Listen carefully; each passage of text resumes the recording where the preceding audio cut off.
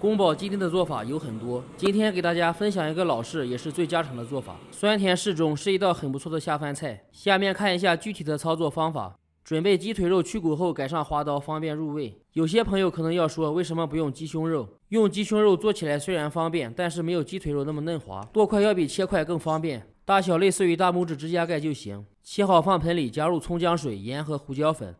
老抽可以少量多次加入，避免颜色过重，然后抓匀。大约2分钟，让水分完全吸收。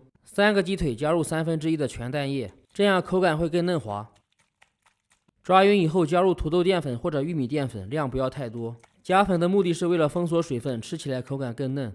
放少量食用油拌匀，防止下锅以后粘连。操作完腌15分钟。下面准备配料。准备大葱切成丁，建议选择略细一点的，这样做出来更美观。切好放盘里备用。姜去皮切条后切成丁。大蒜去根也切一下，全部切好以后备用。下面调个料汁，加入3勺生抽，1勺半的白糖，加入2勺陈醋或者米醋，不建议用白醋。加入半勺老抽，少量土豆淀粉，加入料汁1/3的水，搅拌化开。下面开始操作，还是老办法，先开火把锅烧热，加入油润锅，这样能有效的防止粘锅。做宫保鸡丁不用油炸，放适量的油滑散即可。家里用不粘锅的可以忽略这个步骤。锅里放油，油温略高一点，下入鸡丁，这样才能够快速封锁水分，并且不会脱浆。完全定型变色以后倒出控油，时间也就是10几秒钟左右，过长的话容易发柴。锅留底油，下入花椒和干辣椒，爆出香味。宫保鸡丁是胡辣荔枝口，这个胡辣就是辣椒要煸到糊香的感觉。出香以后下入葱姜蒜。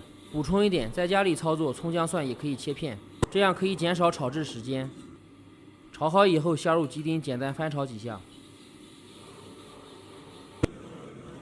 料汁会有沉淀，一定要完全搅匀以后再下锅。从锅边加入，激发出香味，尤其是醋的香味。开大火把料汁收紧。加入适量熟的花生米，再加入少量红油，提色增香。继续大火快速炒匀，就可以出锅装盘。宫保鸡丁是一道包汁的菜，做出来见油不见汁，操作简单，开胃下饭，强烈推荐大家试一下。感谢您的关注和支持，下期见。